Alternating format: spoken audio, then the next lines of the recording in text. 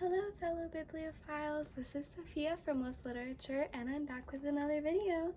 Today we are going to be talking about all the books I read in May.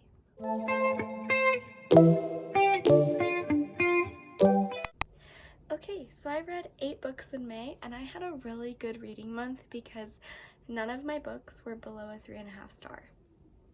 I know, I can't believe it either. That ever rarely happens because I'm trying to be more analytical when I read and I'm trying to think more critically about the books and the media that I'm consuming. So just because I think that it's responsible that we do that. So yeah, I am surprised to find that my lowest was a 3.5 stars. So I read some pretty awesome books in May and I can't wait to tell you guys about them. So we're going to start off with the lowest rated book, which is The Shadow of What Was Lost. I have a vlog coming out this month about me reading this alongside other books, so I'm not going to talk too much about it, but it was decent. I'm really torn between if I want to continue with the series, because when I finished it, I was like, I need to continue reading this and I want to buy the other books. And then as soon as I took a break from it and I was away for it for a few days, I was like, I don't really care. So I might end up selling this one. I'm trying to either sell all of the books that I'm not interested in keeping or donate a lot of my YA to my classroom, because I mean, I'm not consuming it anymore, I'm not enjoying it anymore, so why would I keep it here? I'd rather have my students read it. Unfortunately, this is adult, so I can't do that, but I could sell it and hopefully pass it on to someone who would love it more than I do. And yeah, I mean, it's not that the writing was bad or anything at all, and it's not that the pacing was bad either. I just think it felt very fan-fiction-y to me, even though I've never read Wheel of Time, which is supposedly based very heavily on. But I have read fan fiction, so I could sense that there was some source material the book was drawing from.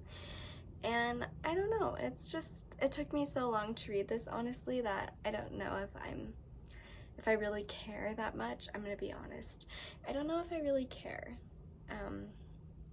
Yeah, I'm a little heartbroken because I really wanted to like this, because I'm a very huge lover of chunky fantasy books, but sometimes they really let you down, and even though I did give this a 3.5, I just feel very let down by it.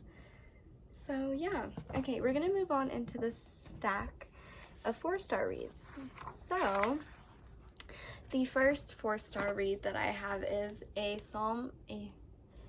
don't know how to say this word, A Psalm for the Wild Built by Becky Chambers. Now, I actually have the first and second book in her Wayfarer series, which is science fiction, and this is science fiction as well. Becky Chambers is a huge science fiction author. She was awarded she has the Hugo Award, and she has the Arthur C. Clarke Award, the Locus Award, and the Women's Prize for Fiction, among others. I thought I had seen that she won the Nebula Award as well, but I can't be sure about that. I was just a little confused about the message that this book was trying to send, but the writing was beautiful, the characters were beautiful, the setting was beautiful, everything about this book was great. I just think it was trying a little too hard to tell you a specific message or be like, this book is so closely related to you, and it didn't work for me. As you can see, this is a very short book. It's only 147 pages.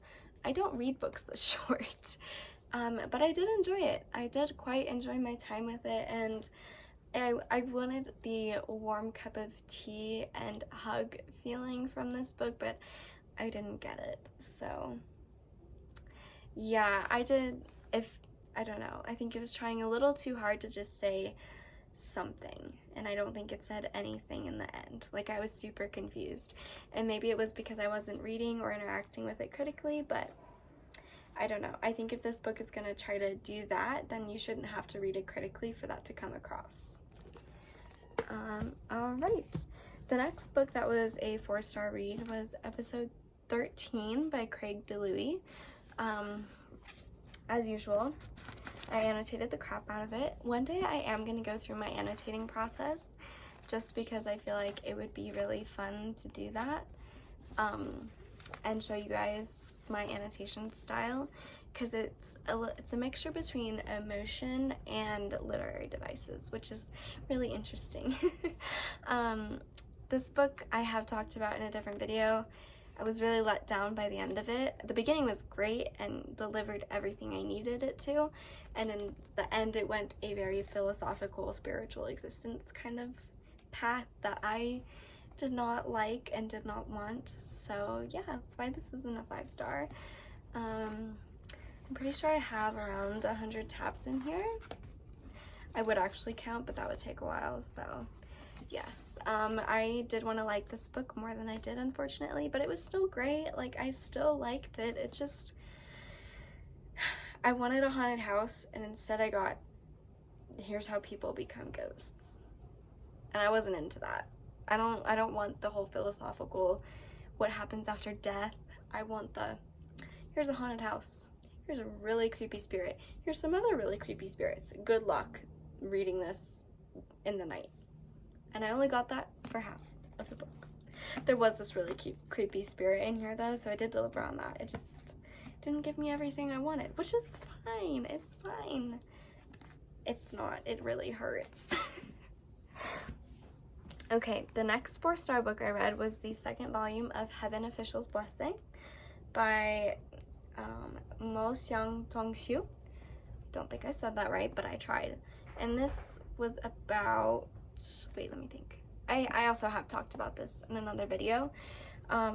Once I got used to the translation style, I really started to enjoy it more, and it was really awesome. I loved how we got to see the relationship between Hua Cheng and Xie Lian develop more. That was really awesome, and I really enjoyed that.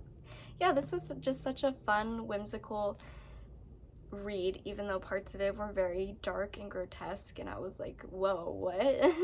Kind of shocked me a little bit, but these books are very whimsical and very quirky, so I like them for that feeling. And then the next 4-star that I read was Heaven Official's Blessing Volume 3. I'm so glad I read these back to back, because by the time I started this one, I was already used to the translation style, so I didn't have to adjust to it like I did for the 2nd volume.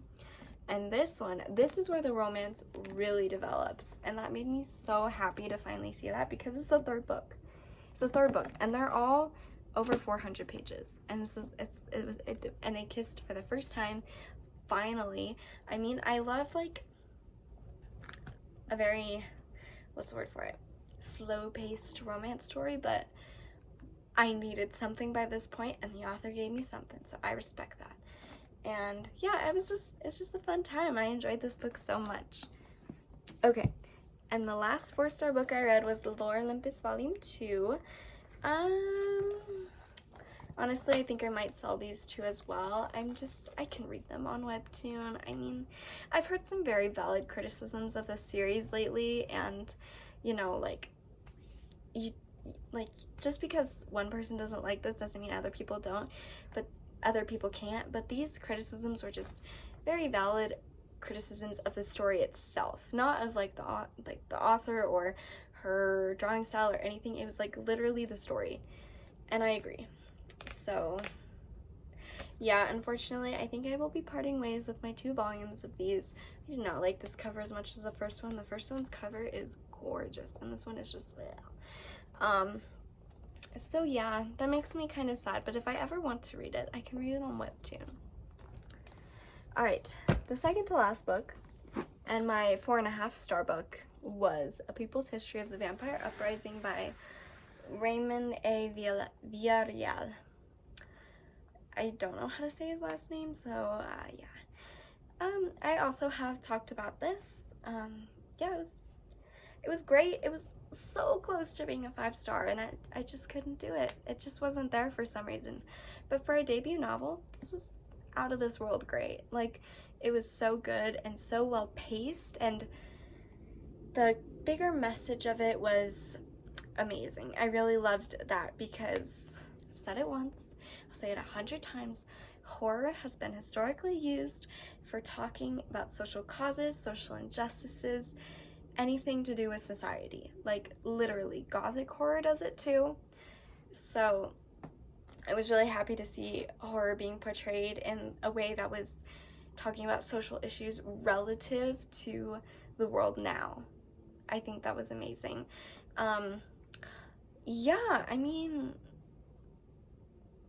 I I want someone else to read this book so I can ask them what their thoughts are, because if you haven't read it, like, you don't understand if I say, so were you on the gloaming side or were you not? Because, like, I don't know, I fall in the middle. Like, there were some instances where gloamings were doing some really great things, and there were other instances where I was like, you're murdering people. But yeah, it was really awesome. I am so happy I bought this book because it was so interesting, and it was so unique too. Like, vampires have been done 1,000 ways. This is one way I've never seen them done. So, very unique, very original, and I loved it. Oops, sorry. Okay. Now the last. And the 5-star book of May was Dead Silence by S.A. Barnes. And I didn't know I like sci-fi horror, but well, okay, I like sci-fi horror, but now I like space horror too. So this was everything episode 13 promised me and didn't deliver on, and this did that and more. So, and you know what, even though the cause of the haunting was man-made, it still was freaking great. Like, okay, so the way I would pitch this book is the Titanic, right? In space. The Titanic is a luxury space cruiser vessel. Like, I mean luxury, like only the richest people on Earth could afford it. And then suddenly, in its maiden voyage, it goes missing. Oh my gosh. And years later, they find it. No, not years later. 20 years later, something like that. Claire Kovalik and her team find it, except something has gone horribly wrong. Yeah, that's exactly how I would pitch this book. It was amazing. It was amazing. This is like my new favorite sci-fi book ever. There's like, seriously, I don't know a sci-fi book that will top this one. So yes, I loved it. It was so good. And it wasn't sci-fi that was hard to understand either. The author made all of the terms like easy to read or easy to understand from context clues, which was very nice because I'm not a very sciencey person myself. So whenever I read science fiction, trying to understand the science behind it is like, literally. I'm better at biology science, not space science. So yeah, and yeah, I can't believe it. Those were all the books I read in May. So yeah, I had one new favorite. I had 1, 2, 3, 4, 5, 6 4 stars and 1 3.5 star. That's pretty awesome. Thank you so much for joining me here on my channel. Don't forget to check out my Storygraph at Sophia_Dawn. I leave very detailed reviews of all the books I read over there, so you can always head over there and check out all my thoughts on those. Don't forget to like, subscribe, and leave a comment down below with some of the books that you read in May. I can't wait to catch you in the next video. Bye!